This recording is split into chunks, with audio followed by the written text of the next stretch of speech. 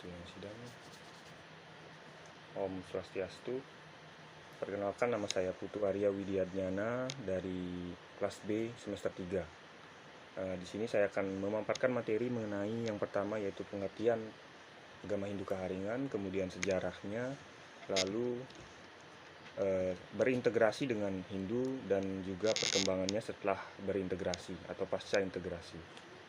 Mulai dari pengertian Kaharingan. Nah, Kaharingan menurut Trihut dalam bukunya 2003 halaman 478, di sini saya mengambil referensi dari jurnal Dharma Duta, dan menurut Trihut di sana beliau menjelaskan bahwa kata Kaharingan berasal dari kata haring yang berarti hidup, dan Kaharingan tidak mulai pada zaman tertentu. Kaharingan telah ada sejak awal penciptaan yang dilakukan Raninghatala, atau dengan kata lain Kaharingan ada sejak adanya kehidupan itu sendiri.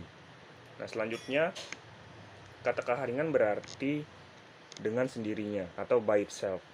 Namun dalam kitab Panaturan dan Tutur Ritual, kata Kaharingan berarti kehidupan. Menurut Grat dalam bukunya tahun 2004 halaman 137. Kaharingan juga berasal dari bahasa Sangyang, yaitu bahasa Dayak kuno yang berasal dari kata haring yang berarti hidup dalam kuasa Tuhan.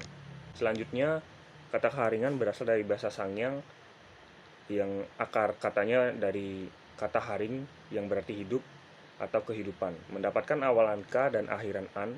Jadi kata Kaharingan berarti sesuatu yang menjadi sumber kehidupan atau segala yang hidup. Kemudian sejarah agama Hindu Kaharingan. Kita tarik ke belakang, pada zaman Jepang, Kaharingan mendapat penghargaan dan kedudukan yang terhormat. Nah, penguasa militer pada saat itu menyatakan bahwa agama Kaharingan ada kaitan dengan atau kemiripan dengan agama Shinto, Nihing dan Rampai, dalam bukunya tahun 1978 halaman 111. Karena itu, misionaris Bigler melaporkan bahwa pada zaman Jepang, untuk kali pertama agama suku ini diangkat dan diterima sebagai agama yang terpandang, bahkan dijadikan partner serius pemerintah dalam menangani kebudayaan. Untuk mengetahui lebih banyak tentang Kaharingan serta kebudayaan Dayak, pemerintah Jepang menyediakan semacam pusat penelitian yang disebut dengan Bagian Penyelidik Adat dan Kebudayaan Kalimantan. Menurut Laksono dan kawan-kawan pada tahun 2006, 110 sampai 111. Salah satu kegiatan pusat penelitian yang berkedudukan di Banjarmasin dan di bawah pimpinan Profesor K. Uyehara adalah melakukan ekspedisi ke daerah pedalaman untuk mengadakan survei dan dokumentasi adat serta kebudayaan Dayak. Nah, dalam perjalanan itu dibawa serta orang-orang lokal yang dianggap tahu banyak tentang Kaharingan dan kebudayaan Dayak, di antara lain Cilik Riwut dan Damang Yohanes Salilah.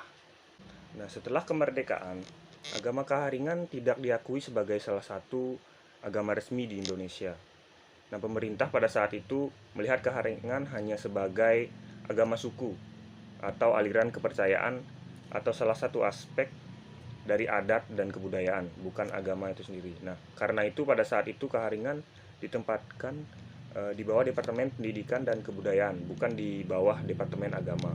Nah, dengan demikian para penganut agama Kaharingan secara tidak langsung diklasifikasikan sebagai orang-orang yang belum beragama, yang menurut Atkinson pada bukunya tahun 1987 pada halaman 177 berkonotasi orang yang tidak berpendidikan atau uneducated, yang terbelakang atau backward people, dan agama primitif atau uncivilized religion.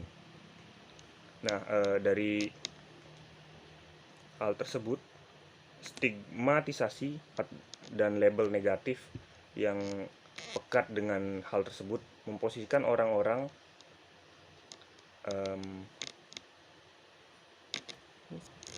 kendati mengalami banyak hambatan, tokoh-tokoh agama dan intelektual Kaharingan tidak pernah berhenti untuk memperjuangkan keberadaan agama Kaharingan di Indonesia. Nah, pada 20 Januari 1972, dua orang Dayak Kaharingan, yaitu Simal Penyang dan Liber Sigai, mengambil inisiatif untuk mendirikan Majelis Besar Alim Ulama Keharingan Indonesia atau MBAUKI. Kemudian pada tahun 1979 mereka mulai mencari kontak dengan agama Hindu di Bali.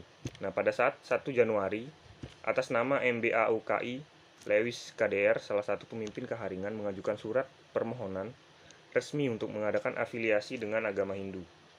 Nah, pada tanggal 19 April 1980, melalui SK Dirjen Bimas Hindu dan Buddha Departemen Agama Republik Indonesia, Majelis Besar Agama Hindu Keharingan dikukuhkan sebagai badan keagamaan yang bertugas untuk mengelola sebaik-baiknya Majelis Besar Agama Hindu Keharingan untuk kepentingan umat Keharingan. Nah, dengan demikian maka agama Hindu Keharingan berintegrasi dengan Hindu sehingga muncullah agama Hindu Keharingan.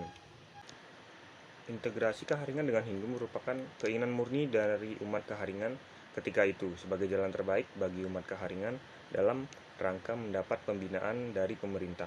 Selanjutnya, rentetan proses ritual untuk pengukuhan integrasi Keharingan dengan Hindu terus dilakukan seperti ritual hambai, angkat saudara kandung seperjuangan antara tokoh Keharingan dan anggota PHDI Pusat pada 30 Maret 1980 sampai dengan 1 April 1980. Adapun faktor penyebab Keharingan berintegrasi dengan agama Hindu, yang pertama yaitu faktor legalitas, kemudian faktor internal, dan yang terakhir yaitu perkembangan agama Hindu Keharingan pasca integrasi. Nah, banyak dampak positif yang diperoleh masyarakat suku Dayak penganut Keharingan khususnya, seperti yang dikatakan Lewis KDR bahwa integrasi telah banyak memberikan manfaat penganut Keharingan, terutama bidang pendidikan. Sebelum berintegrasi ke agama Hindu, sangat sulit untuk mencari penganut Keharingan yang memiliki pendidikan yang memadai hampir di semua bidang ilmu. Nah, akan tetapi setelah berintegrasi kepercayaan Keharingan ke dalam agama Hindu, penganut Keharingan sudah banyak yang memiliki pendidikan seterata dan bahkan sampai doktor. Kemudian dalam bidang sosial religius. Nah, dalam kehidupan sosial religius, masyarakat penganut jika sebelum berintegrasi mengalami kesulitan dalam pelaksanaan sosial keagamaan. Nah, Keharingan harus mendapat izin dari pemerintah, kadang berbelit-belit dalam pengurusan. Kini setelah berintegrasi tidak ada permasalahan lagi dan sudah bisa dilaksanakan di mana dan kapan saja. Nah, bahkan sekarang ketika umat Hindu Keharingan melaksanakan upacara tiwah massal, pemerintah provinsi dan kabupaten selalu membantu dalam hal pembiayaan untuk meringankan umat Keharingan dari kesulitan dana. Kemudian dalam bidang ekonomi, generasi Keharingan sudah banyak menduduki jabatan-jabatan strategis di pemerintahan. Beberapa ada yang menjadi guru, kepala sekolah, kepala dinas, kepala kantor, dokter, perawat kesehatan, dosen, polisi, tentara, anggota legislatif, KPU, pengusaha, bupati, dan pekerjaan lain. Nah, ini semua merupakan prestasi yang diperoleh setelah penganut Keharingan berintegrasi dengan agama Hindu. Nah, kondisi seperti yang telah diuraikan secara sosial ekonomi tentu mengantarkan masyarakat penganut Keharingan pada posisi kehidupan yang lebih baik dari sebelumnya.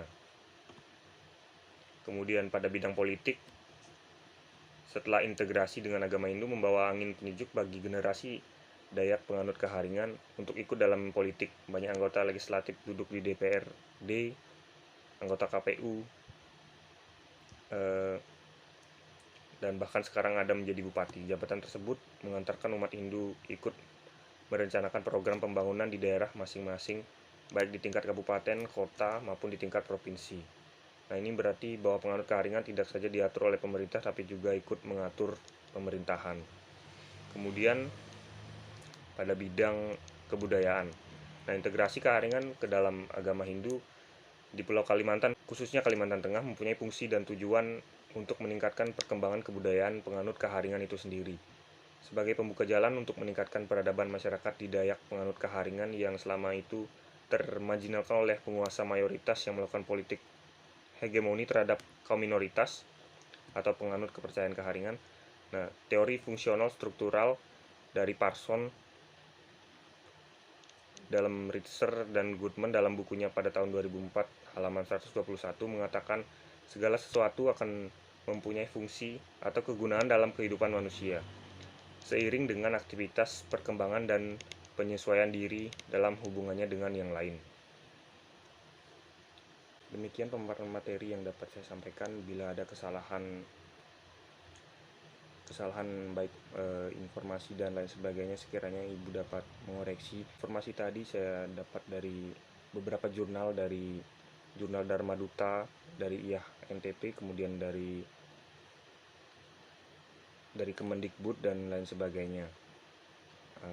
Akhir kata saya ucapkan Parma Santi, Om Santi, Santi Santi Om Sahe. Terima kasih.